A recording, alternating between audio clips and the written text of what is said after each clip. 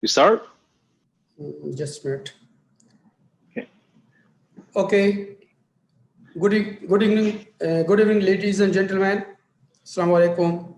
Very warm welcome to this seminar, this webinar. Very interesting topic and very interesting speaker. Today or tonight, we are going to have Dr. Taoufik Ben Halima with us. Dr. Taoufik did his PhD from the University of Ottawa, and then he worked 1 year in MIT as a postdoc, Buchwald Lab as a postdoc. Now, in the last 3-4 months, he's back to the University of Ottawa and he's working with the Health Canada. Without taking much time, I want to give floor and mic to Dr. Taoufik, and he will take us through his presentation. Topic of his presentation is already in the screen, engaging esters as cross-coupling electrophiles. Over to you, Dr. Taoufik. Everybody is muted, and if you are muted, you can unmute yourself. We'll take the questions at the end.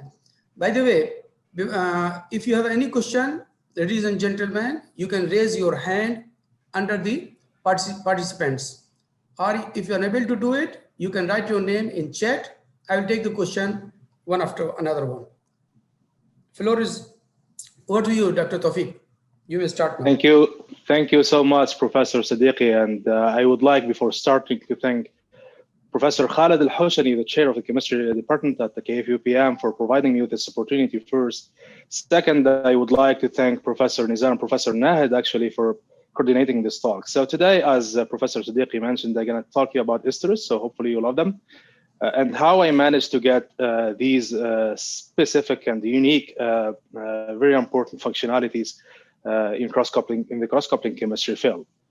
So actually, let's start general, and let's start from the beginning of the story, actually. So around 1850s, when we start the organic chemistry, and when Dr. Colby,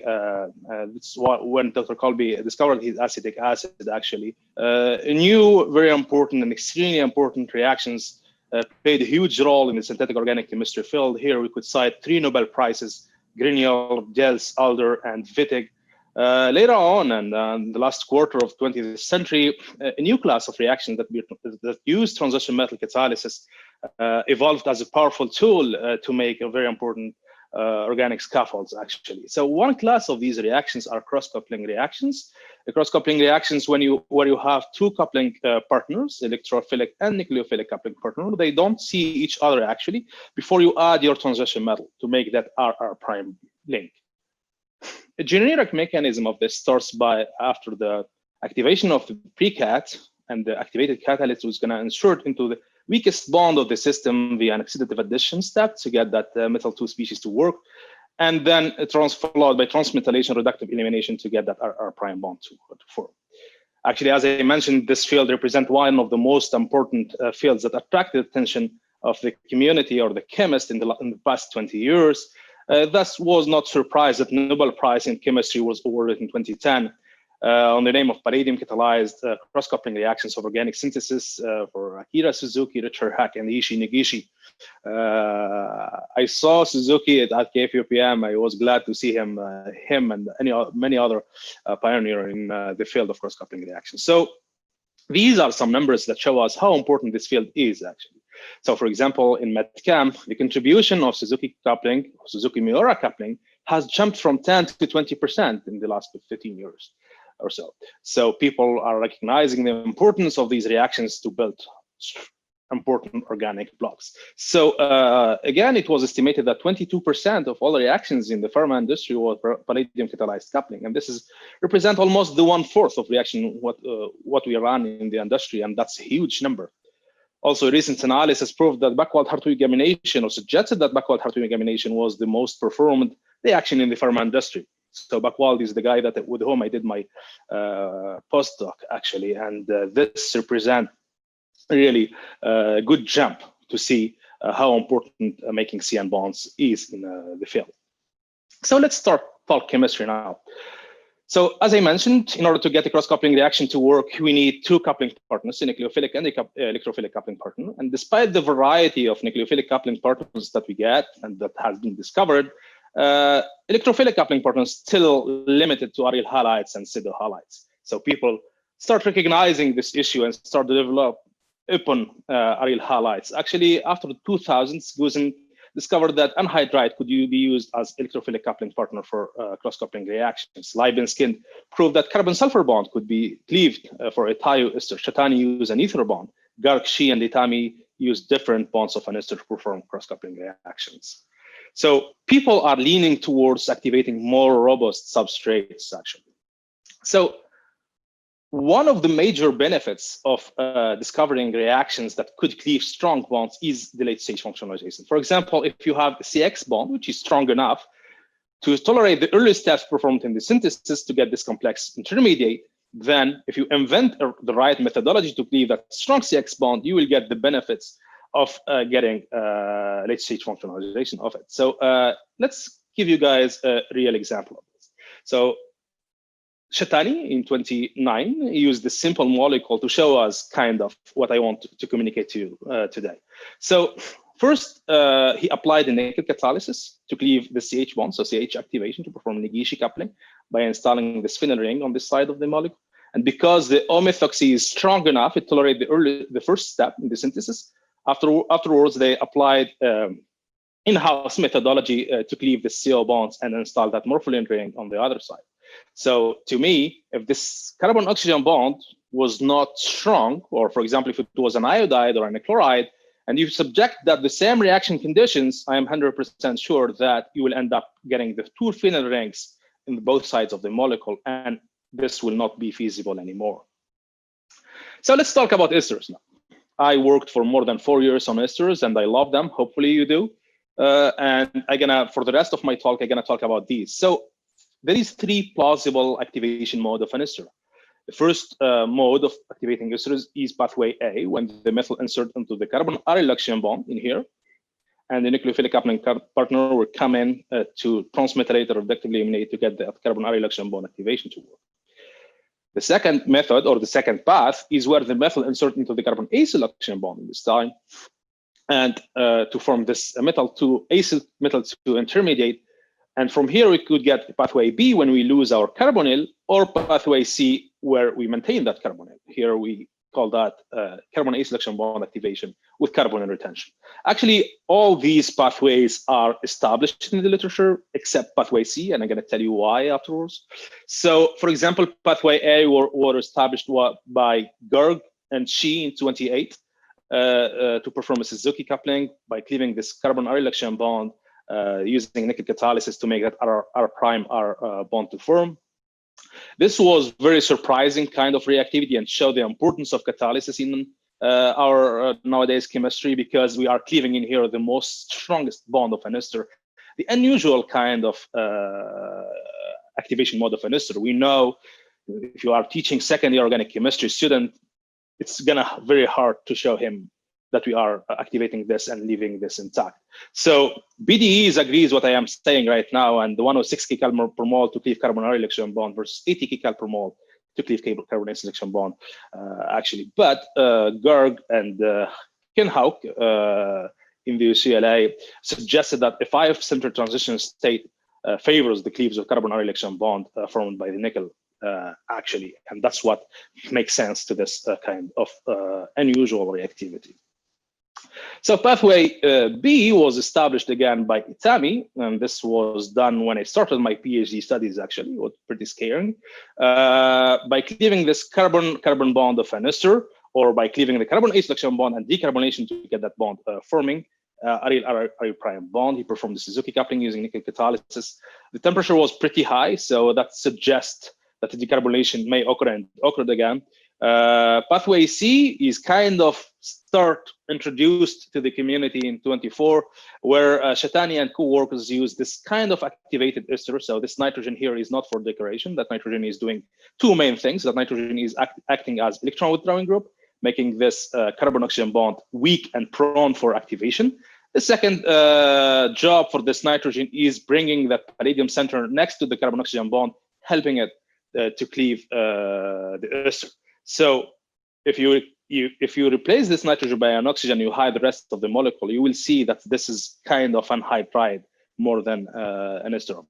So A simple system using palladium acetate triphenylphosphine, in this case, that no one used nowadays, was able to form this ketone product. I am pretty sure if you replace this nitrogen by a carbon and you run and you execute the same reaction conditions, you will end up getting 0% of this. So this pathway C falls into the heart of my PhD thesis research that I was doing more than 4 years. So my research goals was to establish an efficient and general system to cleave carbon A selection bond of aryl esters, not only pyridyl esters, by generic form of aryl esters like the phenyl ester one, applying that for Suzuki coupling and imidation reaction. Then we lift the barrier of the carbon A selection bond cleavage to the methyl ester. Methyl ester is way, way more abundant than phenyl ester and kind of important in terms of applications where we performed an imidation reaction for it. And then an evaluation of multiple cross-coupling reaction was done and performed using this high-throughput experimentation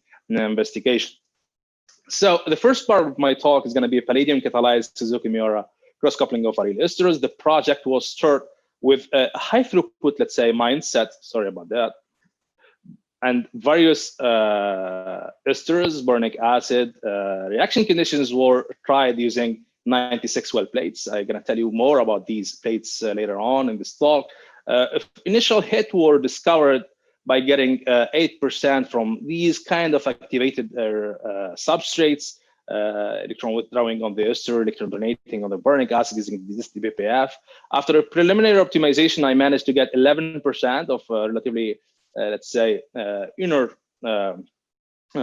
coupling partners. And after in-depth understanding of what's going on for my reaction, and I end up synthesizing this palladium isoprenosyl chloride, as I believe that this is going to be unlock this pathway C reactivity, and eventually I got 91% ill of that. This paper was published in JACS as a full article. Actually, the scope was very broad. I got a variety of boric acids to work. I'm not going to spend too much time on this, but the yields was pretty high with various electronics on both sides of the coupling partners. The ester worked great as well with different electronics, steric hinders, and even aliphatic, as you could see, esters works well, which is kind of interesting for this type of reaction, because we know that in this, by avoiding and by preventing a pi system, that's going to create some problems for this cross-coupling. But even with that, without the pi system that's going to stabilize the d orbital of the palladium, I managed to get pretty high yields. So beyond the optimization and the scope, we want as organic chemists to understand what's going on in our reaction mechanism. So I suggested this mechanism based on some evidence that I got by GCMS. So I was supposing that the phenylboric acid is the one that activates my precat. So by having an oxidative or transmetallation reductive elimination to get that palladium 0 to form, which is going to insert afterwards into the this carbon A selection bond via oxidative addition to form this palladium 2 complex, which is going to transmetallate reductive eliminate to end up getting this ketone. By assuming that this is true, I was running some reactions to try to understand and try to have an idea on what could be the rate determining step of my reaction. So by keeping this phenyl ester the same, or by keeping this paramethoxy phenylboric acid the same, and variating this R group from electron donating to electron neutral to electron withdrawing group, as you could see, we got a very nice trend. So from 53 to 67 to 91%. This will tell us that the more electron withdrawing group we install here, the easier the cleavage is of the CO bond, the higher the yield is. And this tells us about the oxidative addition, which can be actually the rate determining step for this transformation. Also, I wanted to test the transmetallation step as well by maintaining the same entry one, the same. And then I changed from electron donating group on the phenylboric acid to electron withdrawing group, and the yield went, as you could see, from 53% to 0%. Well, this tells us that transmetallation could be also rate determining for this transformation. So this is what we could do as organic chemists, but the best thing to do is to collaborate with computational chemists. Thing that we did actually, and we contacted Ken Houck in the UCLA. Ken Houck is an international authority in the field. And they provided us with these information, this diagram. So these are the DFT calculations. So the first thing that they told us about First is that they support our mechanism. So our mechanism goes via oxidative addition, transmethylation, and reductive elimination, which is great. The second thing that they told us about is the kinetic barrier. So as you could see here, in terms of kinetics, EA, 23 kcal per mole for the oxidative addition transition state versus 22.2 kcal per mole for the transmethylation. So, and this tells us that these both are close in terms of kinetics, which actually support what we were doing as in the experimental side. Actually, at the end of each work, I love to run some experiment to show the benefits of the discovered methodology. So I synthesized a molecule where it bears the phenyl ester that I used to cleave using palladium catalysis. And I started also another carboxylic acid derivative that people used to cleave using their own methods. So actually here, I subject the whole molecule to the reaction conditions that developed by Libeskind. Libeskind is the guy who used to cleave this carbon-sulfur bond. And I was just watching and digging whether this phenyl ester will tolerate these reaction conditions or not. And indeed, I was very happy to see that my phenyl ester stayed intact in this case, which show that the phenyl ester is more robust in this case than thioester. Then I ran my reaction conditions and I got the molecule 5 with the high yielding. Also, another molecule was synthesized bearing a twisted amide where I applied the reaction conditions by Michael Sochtak. And as you could see, again, the phenyl ester stayed intact under these reaction conditions. And then I applied my reaction to get 10 in high yielding. So all these experiments tell us that phenyl ester could be run for multi-step synthesis, could be run at late stage functionalization compared to other cross-coupling or compared to other carboxylic acid derivatives that was used in the field using similar reaction conditions. So the second small part that I can tell you today about is a cross-coupling approach to amide bond formation from phenyl ester. So from the same electrophilic coupling partner, instead of running a Suzuki coupling, I ran an amidation reaction using these aniline derivatives by using palladium hyperallyl chloride this time. This enamel was not that effective. Potassium carbonate, water, toluene, 110 degrees. I managed to get more than 30 examples of a variety of amide bond forming reactions. As you could see, heterocycles were well obtained. Free alcohols were well tolerated, and even trans-esterification was not observed, which is quite interesting. And even in non-surrich amides were actually obtained with the high ER, as you could see. So anyone who is a little bit far from this chemistry will tell me that I don't need all this catalytic system to perform this reaction. And the only thing that I have to do is mix these things together, go home, and then come back by tomorrow morning finding this form, which is not true, actually. I was thinking the same thing before starting my PhD, and this is why this table is for. So when you apply the reaction as it is, you get 99%. If you remove your catalyst, you get 0%. So these are kind of background control experiments that I run. If you maintain the same hyper, which is the ligand, and you remove your palladium, you get 0.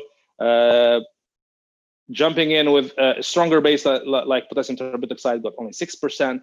Using various bases get only a trace. Switching to polar solvents get 0.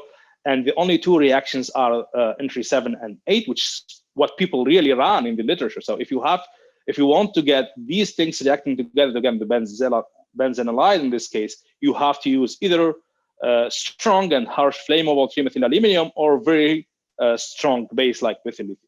So these reaction conditions are to avoid to me, because if you are dealing with a complex molecule, 100% chances that to be selective for your amidation reaction and getting out something of it is close to 0%. So no one wants to throw in 3-methyl aluminum into a complex molecule anymore. And here, where we see the power of catalysis with such mild reaction conditions, we end up getting good results. So as a conclusion for this first part, the cleavage was obtained for a generic phenyl ester. As we saw, pathway A were established by Sheikh, Garg for CC bond, Shatani for CN bond, 2010. Pathway B was established by Itami in 2015, and now the Newman lab and myself, we developed CC bond forming reactions, CN bond forming reactions, publishing, I guess, my two first papers as a PhD student in 2016 and 2017. So after these cool discoveries and the criticism that I received by having phenyl ester all the time working, I wanted to accept the challenge and raise the barrier of research a little bit higher and look for applications. So phenyl ester activation is cool, kind of in terms of reactivity, conceptually very interesting, but in terms of applications, you have to make it. Phenyl ester, you have to synthesize it first and then apply your cleavage. Methyl ester is kind of abundant everywhere. If you search for methyl ester in the literature, you will find 20 million molecules that bear methyl ester, which have bioactivities actually.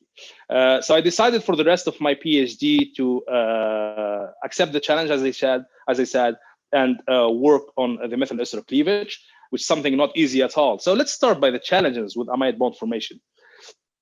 And before starting this field, I'm going to tell you about this statement that I found in the literature. So it says, a roundtable event held by the ACS Green Chemistry Institute recognizes the development of more atomical methods for amide bond formation as the top priority for researchers developing new reactions.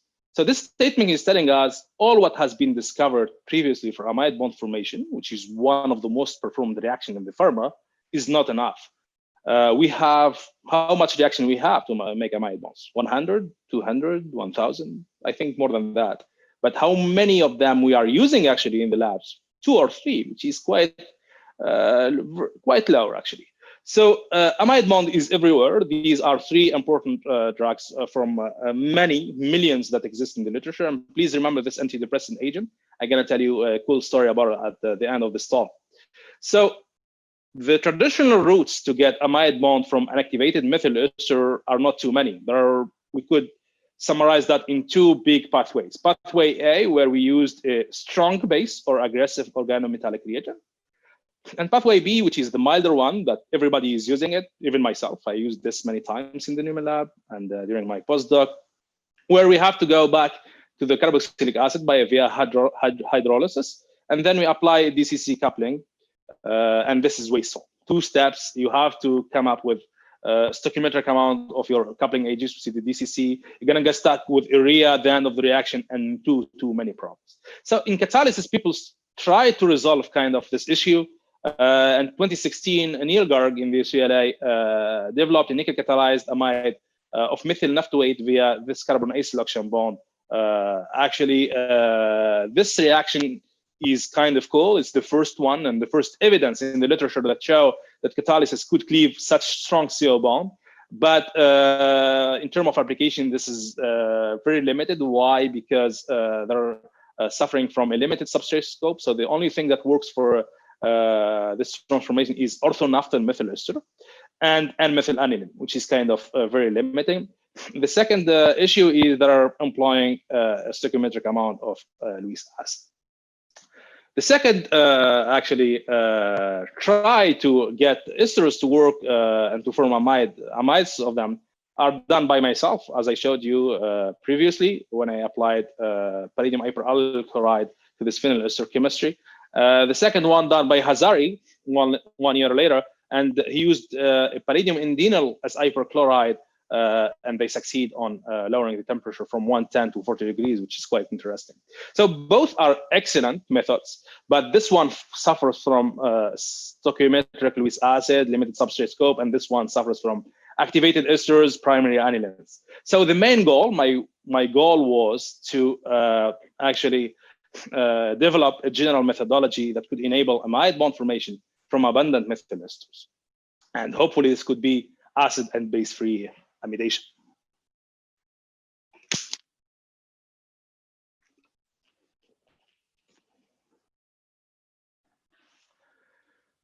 So I started my chemistry. I got a first hit using nickel cod, using this NSC ligand. I made HCl.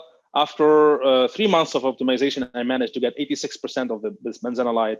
Look at this reaction conditions. I'm using a catalyst and a solvent. No acid, no base. And this is the first reaction in the world, in the entire literature, that doesn't require any acid or any base addition. So it's acid-base free amidation reaction. And actually, this was published in Angiochemy 2018. And because of this discovery, many good things happened to me and to the lab. So because of this discovery, I went to MIT. Because of this discovery, I got the NSERC PDF, the most prestigious scholarship in Canada. And because of discovery, the Newman lab received around $400,000. This paper was submitted initially to Science, and you know, Science. Two reviewers say yes, one say no, so it went to Angio. Angio is a good journal anyway. The scope was very broad. The secondary aliphatic amines works well. Primary aliphatic amines, aniline derivatives, even the most complicated ones. Aryl substituted ester. Look at this. This is an acetal, right? So what's going to happen to this acetal if you run your reaction conditions under acid? This acetal is going to get protected, right, to aldehyde. But because I'm running nickel catalysis, which doesn't require acid reaction conditions, I maintain and my acetal staying intact, which is quite interesting in this case. Multiple heterocycles worked well, and even alkyl substituted esters works great with no polymerization in the case of this inosine-rich amide.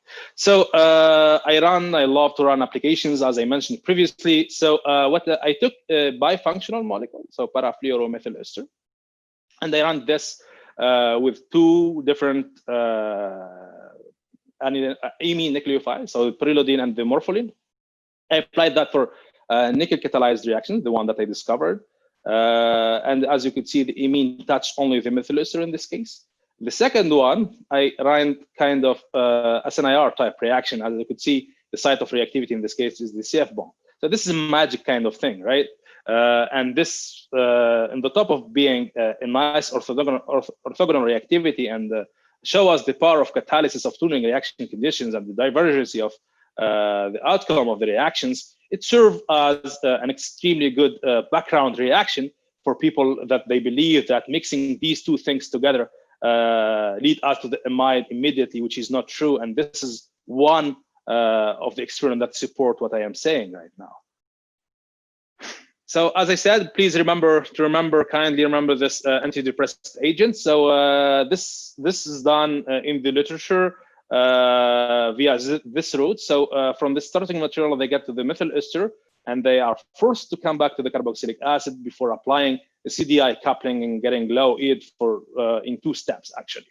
But because of this nickel discovered catalyzed reaction, I could do this now in 1 step from this methyl ester by applying nickel chemistry using the discovered reaction.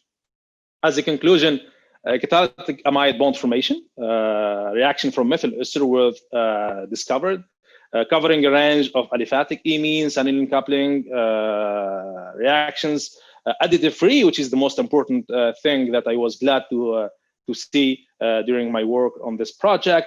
Also, this procedure to me will provide an appealing alternative to the commonly executed hydrolysis as chloride formation as common Bowman sequence for accessing amide from esters. And we have to remember that the work is not done yet. This is only a starting point for a good path. And people are working very hard in the human lab and BASF to develop upon my discovery, because there is many things to improve. Actually, so the first thing to improve is the temperature. I have to remember that I am running my reaction at 140 degrees, which is something that has a lot of limitations, and we could not actually bring that to the industrial scale right away before developing that. Also, I am using high catalyst loading, and I'm running that in closed system, so a pressurized vial, which is something that the industry could not do. Otherwise, there is many issues with it. So the last part of my talk is going to be exploring new reactivity using high throughput screening experimentation. So how many ways that we use as organic chemists to discover reactions? There is not too many, right? There is only one. Until the 2000, there is only one that we know. I've done this during my master's. So actually you think about a problem. Hopefully there is a problem that you think about, and then you design it and you go to the lab to execute it by running a few experiments per day. Go with your NMR tube, which can induce a slow analysis, and the cycle may repeat itself again,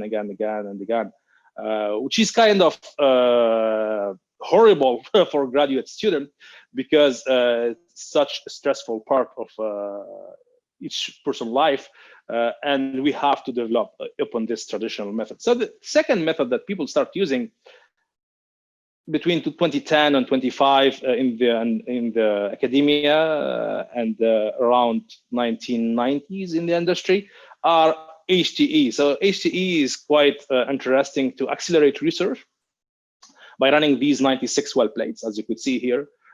This is my plate. This is my first plate at the University of Ottawa. So there is 96 vials. Each vial represents one reaction on its own. There is automated setup of the reactions by using robots, multi-channel pipettes could help us pouring solvents and solids and accelerate the setup of the plate. And there is GCs that could help us analyze these reactions with a faster manner. I ran this for my entire PhD, and I wanted to run more at the end of my PhD. So this project was run in 3 months. So the thinking, the design, the execution, the analysis, and even the writing took 3 months. And I'm gonna tell you how powerful this methodology is actually. So as you saw, I proved that the nickel could insert into the carbon A selection bond of a methyl ester, getting this methyl 2 complex. And I applied that for amidation reaction. Now, I want to see whether or not other cross-coupling nucleophiles could apply it for this important intermediate, actually, to discover new reactions. So my strategy is divided in 2 big blocks. So I divide the reaction conditions into 2 big blocks. The first block, where I used the catalyst and the ligand that I am pretty sure of that they're going to cleave this strong carbon-oxygen bond of a methyl ester. And the second block, I was choosing this, like the nucleophilic coupling partner based the solvent and the additives based on the chosen nucleophilic coupling partner and based on the literature reading. I ran this, ran 12 24 well plates. I discovered a Suzuki decarbonative coupling, and this is underway for publication. So this is not published yet. It suffers from some limitation in the substrate scope, but I'm pretty sure that my colleagues in the Newman lab will do a great job. Hopefully the COVID will go away and we will publish this paper. So another initial optimization was performed on this borylation reaction using ICY-HCl. So it's the same ligand that we used for both, and showed effectiveness for these type of reactivity. This is a summary to show you the discovered reactions. So I ran 12 24 well plates, and I got 5 discoveries. So I got borylation to work, Suzuki miura to work, cyanation to work, still decoupling to work, and phosphorylation to work. Don't be afraid of these numbers. This is a tool for discovery. So the L, as you could see, are trace 5%. Is nothing, but this is a tool of discovery. And this is just to get the first hit and move on to the batch in order to improve that. And all the discovery that you saw, they start by a trace and 5%. I'm not that lucky person to start a plate and get 90% from the first shot. I never get that, and I don't think that I will do one day. So as a generic and general conclusion, a unique palladium-catalyzed coupling was performed from generic phenyl esters and applied for Suzuki coupling and amidation reaction.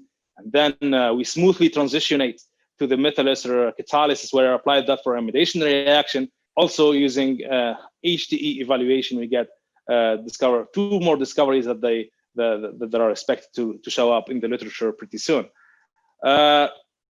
Due to this world-class research, and as a grad student and as a postdoc, I was delighted to see these scholarships going on my CV. It helps a lot to focus only on my research because, as you know, the life of a grad student is not easy, specifically financially. So I was glad to hear that I received the NSERC postdoctoral fellowship, which is the most prestigious scholarship that a Canadian PhD could get in chemistry in his career. So only 5 PhD chemists in Canada could get that per year, and I was one of them, which is great. Due to the amidation reaction from methyl ester, the Newman lab received research grant from BASF with 250K, which were top up by 150 when the Canadian government noticed that. Also, I received the NSERC postdoctoral scholarship, and this is quite interesting scholarship as well. I got #1 scholarship in Quebec, which is the province. And I was really happy to learn that students appreciate my way of teaching, where they choose me and vote for me to be the Faculty of Science Lecture TA of the Year. 45,000 students vote for that. Lecture TA of the Year Award 2017, chosen by or nominated by a faculty member, and Organic Chemistry 1 Lecture Teaching Assistant Award in 2016. Also, I was delighted to learn that the University of Ottawa provide me with the excellent scholarship 2 times, 2016 and 2017. At the end, this work will not be feasible without the help of multiple people. First, I would like to thank Professor Stephen Buchwald, the Camille Dreyfus Professor at MIT. He was my postdoc supervisor. You know, you show up to the meeting and you just listen from this guy. It's a great plus for anyone. Any chemist in the world, and I'm actually quite surprised why this guy did not receive the Nobel Prize yet. Professor Stephen Newman, with whom I learned to be a good chemist and to run a world-class research. Professor Andre Bushman, with whom I succeed as an educator, and he was the professor with whom I worked. So he was the head professor with whom I worked as a lecture TA. Professor Daniel Chabdolan, a very nice person with whom I started my organic chemistry path as a master student. I want to say thank you for the resource fund, so the FRQNT, the NSERC, the most prestigious source of fund for science and engineering in Canada. UQAM, where I did my master's, Canada Foundation for Innovation, CCRI, where I did my PhD, Canada Research Chair at the University of Ottawa and MIT. So also I should not forget people that I mentored during my grad studies and my postdoctoral studies. So the last one, he's Badr Al-Mulham. He's a Saudi citizen. I met him at MIT.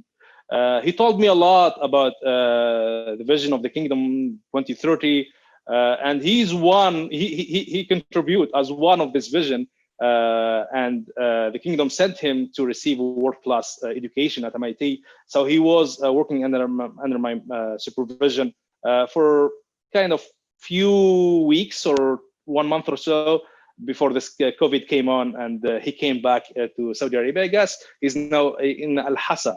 And because of him, actually, due to his advice, I applied for King Fahd University. So Kendra Ledbach, she's BSc student, and she received her BSc this year, and she accepted a government position within Health Canada. So she's a chemist within Health Canada. Weining Zhang, she's an MSc student, and now she's acting as a scientist in Paraza Pharma here in Montreal. Mohan Shkur, he's a lecturer in the University of Qatar, and he came in the Newman lab and worked under my supervision in 2016. And Iman Yalawi, she was an MSc student in the University of Sorbonne in France. She was my first student at the University of Ottawa in 2015. And last week, she earned her Ph.D. actually. At the end, I would like to thank you all for your invitation today. And I will be happy to answer any question you ask. Thank you. Oh, thank you very much, Dr. Taoufik. It was a wonderful talk, and in 40 minutes, you covered so much what we have carried out in the last 4 years. I'm sure there are questions, and first question, before I take the first question, gentlemen, if you have any question, please raise your hand, and one question at a time, we'll take it. You may have if there's any clarification, you may ask the follow-up question, but so no more than follow-up question, and we go to the next one. If there's no next one, then definitely we will continue. So next, the first one to break the ice is Dr. Bassam Al-Ali. Dr. Bassam, you can unmute yourself, please. Assalamu alaikum, Dr. Taoufik. Wa alaikum salam, Dr. Bassam. You are most welcome. Thank you for a very nice talk, and at least I'm very pleased as you are talking my chemistry eventually. So it's, of course, inshallah, I will have lots of side discussion later on via email or so on. But and I want to just focus on the amination of esters, the reaction that you have covered using nickel. You know, nowadays, and I think we should work more toward more design of the catalyst. Okay, so I wonder why you haven't tried to isolate a catalytic intermediate or to prepare the catalyst that can be engaged, and then you understand from the mechanistic point of view from the catalyst design rather than mixing the ligand and this is what remind us the old school eventually. Okay, so I'm sorry, but this is a very important issue, at least to start from a clear catalyst rather than we don't know really what's happened in fact inside the reaction. So thank you so much, and a very great question. Thank you so much for this. That's what we tried to do for many months without success. So what happened for this? I tried this with palladium, not nickel, but you mean you isolate this and you work upon this, right? This is what you mean, right? At least you can start from making the complex with the nickel and the carbene, and then you can go step by step just to try to isolate some intermediate. But you can start by design of the catalyst that is based on the nickel and the carbene chemistry. It is well known, and I think it's feasible. Yes, we run not only one of them. So I did not just run this IPRA and I got it to work. So I actually ran at least 20 NSCs. And the most effective one was the IPR. So yes, this is what we've done. But in terms of isolating the intermediate, if you dig out the isolation of this carbonacyl methyl intermediate, we tried to do that with palladium, and we failed because that intermediate, what's going to happen for it, the half-life of it is microseconds. So it formed and it gets either transmetallate or reductively eliminate immediately. Okay, thank you, Dr. Bassam. Okay, I will have more questions later on, inshallah. Later, yeah. Okay, yeah. Dr. Bashir, can you unmute yourself? Assalamu alaikum, Dr. Taoufik. A very nice question. Alaikum salam. Thank you. You have did so many experiments, and then I have a very simple question related to most of the experiment you did in the micro scale, right? A small scale. Yes. You have to do a scale up the process. Suppose when you do scale up, how different you get a recovery? Because you say some of them trace, even you mix it in a small quantity, they react very fast. Maybe you can get very quickly response. When you go to scale up, the yield may not be this much. Maybe you can see something entirely different kind of product. Yes, that's 100% true. Thank you for asking.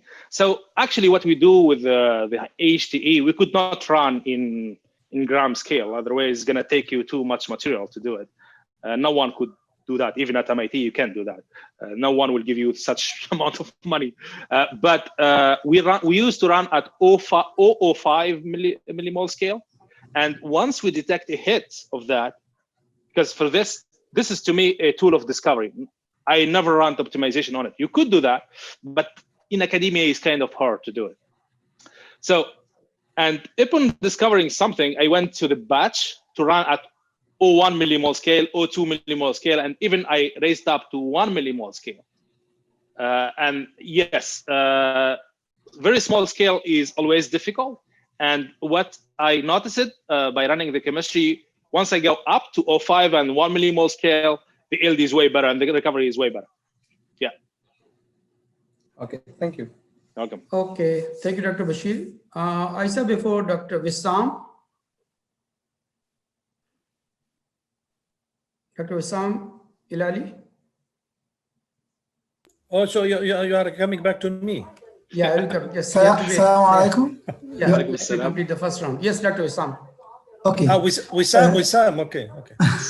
Thanks, Dr. Taoufik, for your wonderful talk. I would Thank you so much. ask you, please, a question here in this slide, in the actual slide. So what's happened for your proton here, for your hydrogen? Did you observe any hydrogen gas during your reaction? Since you are not using base, so what's happened? Great. So this is an extremely good thing to tell. So what's actually happening to this hydrogen, you mean, right? Yes. Yes, great. So Yeah, thank you for asking this question. Me too. I was surprised when I got that without base. And it was actually the first base-free amidation. What's happening is a hydrogen transfer. So you get your methanol at the end. So for somehow, your long pair of the oxygen will trap that hydrogen intramolecularly and eject your methanol as the only side product, which is kind of cool, and your amide product. So that's what happened actually. This was supported by DFTs actually. So this concerted mechanism, you mean? Yes, yes. This is what they suggested. Yes, yes. Yeah. Okay. Yeah. Second question is how you think when you are in front of your plates and you want to try to discover reactions. So this is new fashion in chemistry. Yeah. So based on what you want, it is just trying or mixing, reacting whatever you have in the lab to discover some reactions. So what was the background of this trial? Extremely good question. Thank you so much. Yeah. So this is what actually people ask me. So you are the number 100 that you ask me this question. This is like you go to the lab and you start mixing things out and just run it. That's not the way. Actually.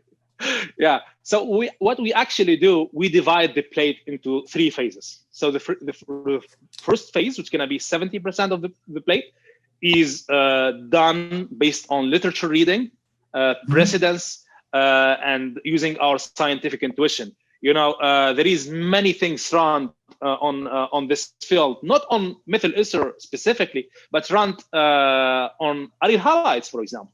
So if I will be using phosphorylation or stille or something like that, so I will dig out that nucleophilic coupling partner and which additive was used for that coupling and try to be as similar as possible to them by mixing their reaction conditions in my head and the reaction conditions that I believe that they're going to help me cleaving strong bonds. So I will divide the reaction mechanism in 2 steps. Oxidative addition, what I would to add to have it done. I have to add nickel instead of palladium. Nickel is way better than palladium, as you know, for oxidative addition, for example. So that's why I avoided palladium in this case. But for the rest of the mechanism, like transmetallation kind reaction step, I used to read a lot through the literature. I used to spend 20% of the plate for mixing and matching, and the rest for the chance. You have to believe on the chance on this. It never happened to me to get very lucky, but 10% always for the chance, because you never know. We pretend that we understand things, but I think that we understand less than 1% of the reality, I guess. Thank you very much. Thank you very much, Dr. Taoufik. Thank you. And if nobody has any question, then I may go to Dr. Bassam Ali for the last question. Dr. Bassam. Okay, thank you. One question only, right? You may have the follow-up also, not more than that, please. Okay, Taoufik. No, I'm just wondering, Taoufik, I'm not sure if you follow our work. No, we do prepare amides using carbonylative coupling, you know, of aryl halides. And also we make ester by the same method. And now we need to take the ester that is an expensive material eventually to prepare to make an amide. Which one do you think is more economical? Which one versus which one? The carbonylative coupling versus the amination of esters. I mean, in terms of waste, in terms of economics, I think both that are important. But in terms of green chemistry, let's say, of carbonative coupling, you use carbon monoxide, right? We can use CO, or we can use carbon monoxide is something as you know, surrogate, not necessarily. Yeah, a surrogate, that's fine, but carbon monoxide is to avoid to me. Both methods are cool for me. Carbonative coupling were well studied as well. I think both are important, and I tried even to do carbonative coupling for this chemistry. So I tried to make carbonyl amide. I did not get the chance to make it, but I think carbonated coupling are also promising as well if we avoid the carbon monoxide use. Okay, thank you very much. And I'm not going to add more. We will keep in touch, inshallah. Thank you for the nice presentation. Thank you so much. Okay. Okay. The last person now, Dr. Nisarullah. Last question, please. Dr. Nisarullah. You can unmute yourself.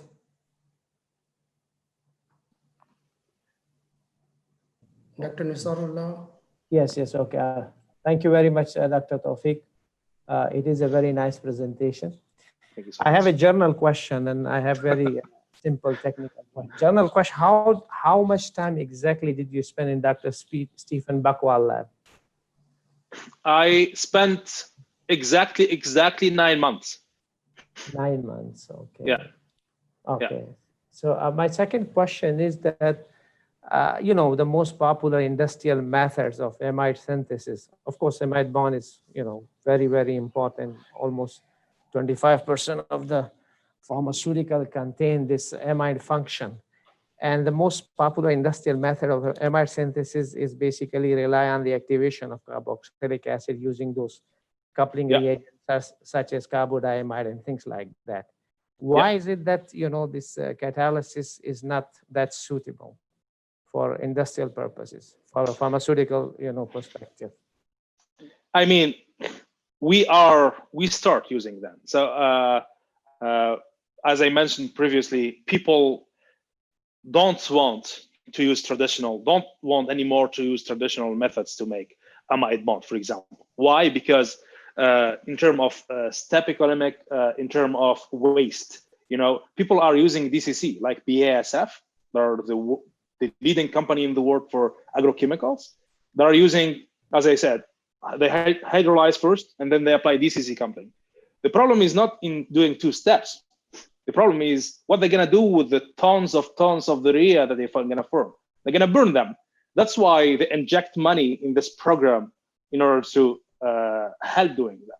Well, now in doing catalysis, we did not reach the industrial level yet. Why? Because many factors. People are running that in pressurized vial. In the Buckwald lab or Newman lab, we are using pressurized vial. This is something that you could not do it in the industry nowadays. So what BASF did, for example, I am telling you about big companies, what they do, they inject money in order to solve these problems, run these reactions in open system. We did not get that success yet, but we are close to that. So in the academia, people are establishing new methods using catalysis. In the industry, they're taking few of them. For example, in the Buckwald lab, they run his reaction in kilogram scale now, Merck Frozen, etc.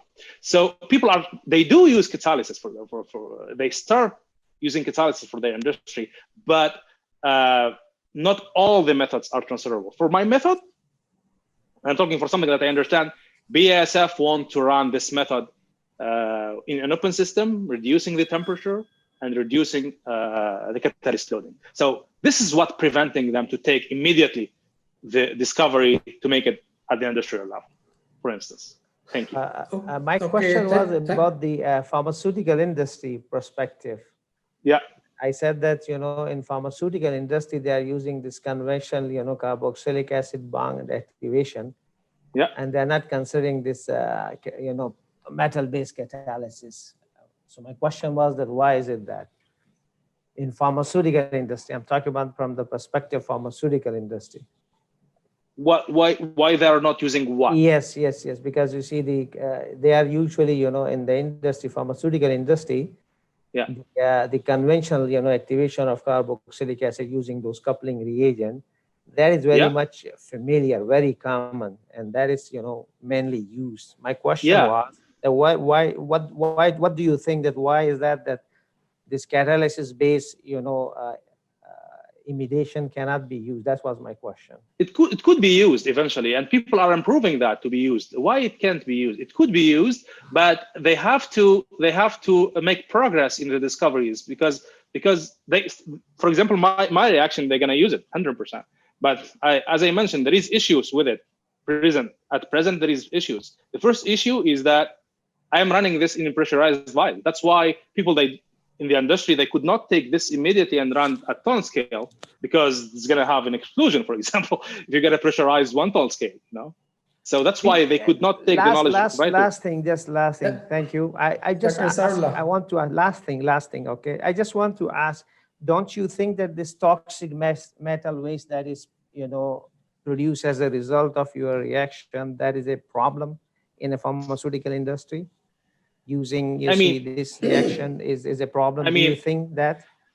I'm gonna tell you something. So if you apply this reaction, so the only side product, the major side product is methanol here, right?